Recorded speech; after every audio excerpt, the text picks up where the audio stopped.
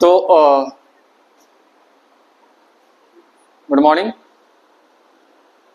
अभी इकोनॉमिक्स का पार्ट 1 के बाद हिस्ट्री का पार्ट 1 हम लोग शुरू कर रहे हैं हिस्ट्री को।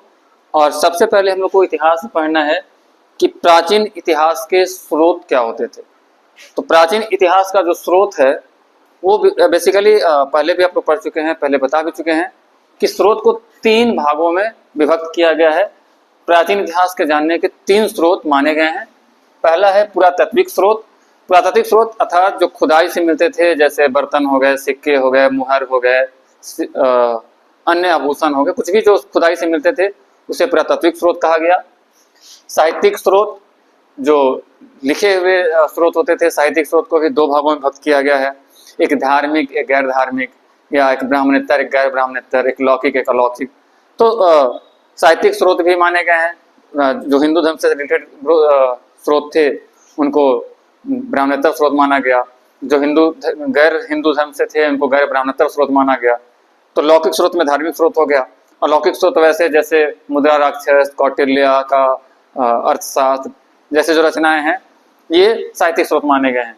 और उसके बाद विदेशी यात्रियों के विवरण, यानी कि जो विदेशी भारत में आए उनकी यात्रा के दौरान उन्होंने भारत के बारे में लिखा। जैसे मेगास्थनीज ने इंडिका में वर्णन किया भारत का, वैसे ही इब्न बतूता या अलबरूनी, रेहला पुस्तक, ये सब जो है इसमें आपको भारतीय इतिहास के बारे में जानकारी मिलती है।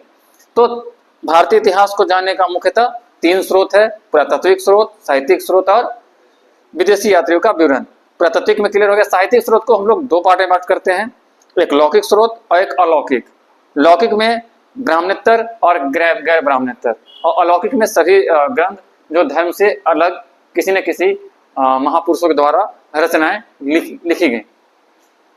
पुरातात्विक साक्ष्य की बात की जाए तो पुरातात्विक साक्ष्य कहाँ मिली, तो सबसे पहले प्राचीन वस्तुओं या इमारतों के अवशेषों का अध्ययन जो होता है उसे कहते हैं पुरातत्व शास्त्र। तो क्वेश्चन कभी कभी आता है कि पुरातत्व शास्त्र क्या है, तो पुरातत्व शास्त्र है प्राचीन वस्तुओं या इमारतों के अवशेषों का अध्ययन। यानी कि कोई इमारत है, कोई पुरानी वस्तु मिल गई खुदाई के क्रम में, या कोई किला, अभी भी बहुत सारा किला को मिलता है, तो उसका जब रिसर्च किया जाता है, शोध किया जाता है, अध्ययन किया जाता है, तो उसे बोलते हैं पुरातत्व शास्त्र।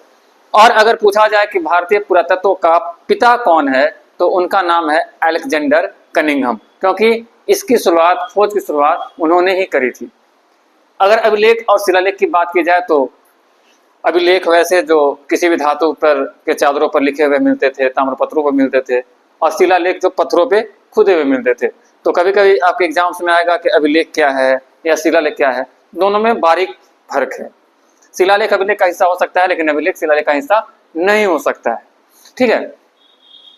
अभिलेखों का अध्ययन क्या कहलाता है, तो अभिलेखों का जो अध्ययन है इसे कहते हैं पुरालेख शास्त्र। अभिलेखों का अध्ययन क्या कहते हैं, पुरालेख शास्त्र।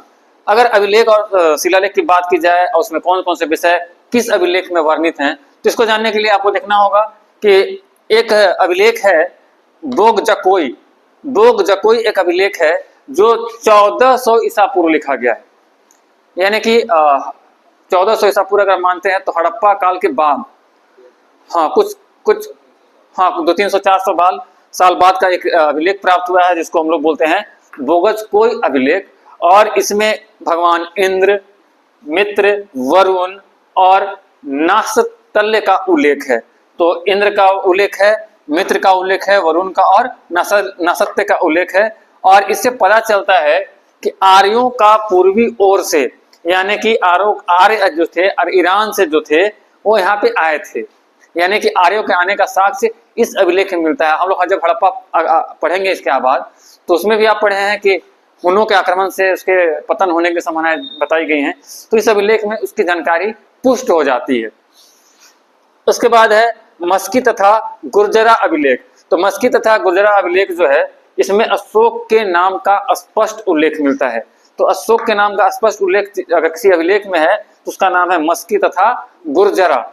अगर बात की जाए समुद्रगुप्त की प्रयाग प्रशस्ति की, जिसे इलाहाबाद अभिलेख भी कहते हैं, हरिसेन द्वारा लिखा भी गया था, तो अगर उसकी बात की जाए तो इसमें राजकीय हरिसेन द्वारा उत्कीर्ण है। तो ये जो हरिसेन थे उनके द्वारा उत्कीर्ण किया गया है। तो समुद्रगुप्त के बारे में, इसके बारे में पता चल जाता है। उसके बाद आप देखते हैं एरन अभिलेख, बहुत इंपॉर्टेंट है। तो एरन अभिलेख में आपको सती प्रथा का प्रथम लिखित साक्ष्य मिलता है।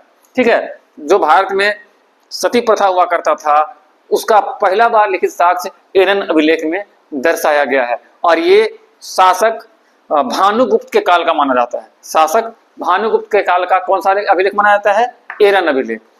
अगर बात की जाए भीतरी स्तंभ लेख का, तो सर्वप्रथम भारत में हुनों का जो आक्रमण हुआ था इसकी जानकारी इसमें मिलती है, और ये हुआ था स्कंदगुप्त के समय। तो भीतरी स्तंभ लेख जो है ये बताता है कि सर्वप्रथम भारत पर हुनों का आक्रमण हुआ था, इसकी पुष्टि करता है। आक्रमण उससे पहले भी हुआ होगा, लेकिन इसकी पुष्टि करने का अभिलेख जो है वो भीतरी स्तंभ लेख है, और ये बताता है कि स्कंदगुप्त के समय में हुनों ने भारत पर आक्रमण किया था। अब आते हैं सिक्के, जो आपको पुरातत्व में खुदाई में मिलते हैं। तो सिक्के जो हैं, सिक्कों का अध्ययन का सबसे महत्वपूर्ण जो साहित्यिक स्रोत है वो है मुद्रा राक्षस। क्योंकि अभी हम लोग पढ़े क्या, अभिलेख पढ़ लिए, शिलालेख पढ़ लिए, पुरातत्व पढ़ लिए, तो तीसरा बचता है साहित्यिक स्रोत के बारे में आते हैं। तो मुद्रा राक्षस एक साहित्यिक स्रोत है, और मुद्रा राक्षस में बताया गया है कि न्यूमिस्मैटिक्स टाइप के सिक्के होते थे। वही प्राचीन सिक्के जो होते थे वो पंचमार्क होते थे, उसका नाम आहत रखा गया था। उसमें सिर्फ चिन्ह होते थे, सिंबल होता था, और वो पंचमार्क का उसमें चिन्ह होता था। अगर बात की जाए कि सबसे पहले भारत में सोने के सिक्के किसने चलाया, स्वर्ण के सिक्के किसने चलाए, तो हिंद और यूनानी शासकों ने यहाँ पे सोने का सिक्का चलाया था। तो ये एमसीक्यू में पूछता है कि भारत में सबसे पहले सोने के सिक्के किसने चलाए, तो हिंद और यूनानी शासकों ने। वैसे शुद्ध सोने का सिक्का चलाने का श्रेय कुषाण शासकों को जाता है।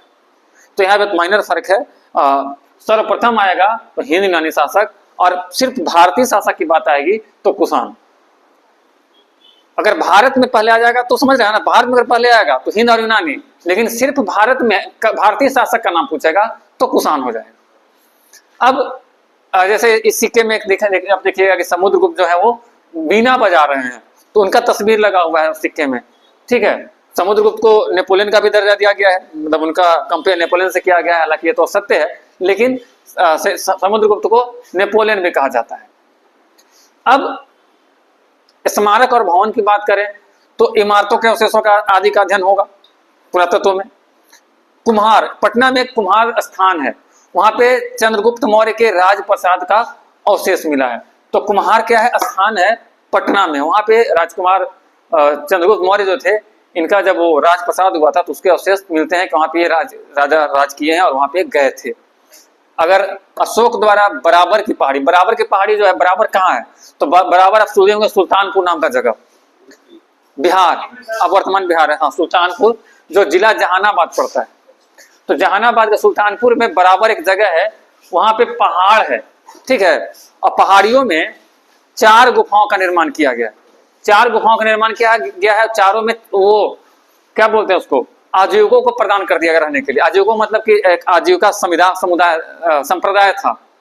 आजीविका क्या था, संप्रदाय था, और उनके जो तपस्वी होते थे, साधु होते हैं ना तपस्वी, तो उनको वो दे दिया गया कि आप वहां पर रहो। तो एक सुदामा ऋषि के नाम पे है, एक करण चौपर, तो यहाँ पे करण चौपर ऋषि थे, विश्वकर्मा ऋषि एक थे, तो उनके नाम पे विश्व झोपड़ी बना हुआ है। ठीक है, और एक लोमस ऋषि थे। तो 4 ऋषियों के नाम पे 4 गुफा का निर्माण किया गया है सम्राट अशोक के द्वारा, और ये कहाँ किया गया, बराबर में। बराबर कहाँ है, सुल्तानपुर बिहार, जो कि जहानाबाद जिला में पड़ता है। ठीक है, उसके बाद ये किसको दे दिया गया, आजीविकों को दे दिया गया। आजीवक कौन थे, तो संप्रदाय थे एक, और संप्रदाय आजीविकों में किसी लिए दिया गया, तो इनको तपस्वियों को तपस्या करने के लिए दिया गया। अगर मूर्ति और चित्रकला की बात की जाए तो कुषाण काल में बौद्ध धर्म से संबंधित मूर्तियों का निर्माण का साक्ष्य मिलता है। कुषाण काल जब हुआ तब पता चलता है कि बौद्ध धर्म से मूर्ति का निर्माण हुआ गया, क्योंकि पहले बौद्ध धर्म में क्या था कि मूर्ति पूजा नहीं होता था। वहां पे भी 2 पार्ट हुआ ना, जब हम लोग बौद्ध धर्म का पढ़ेंगे तब पढ़िएगा कि एक हीनयान है, एक महायान।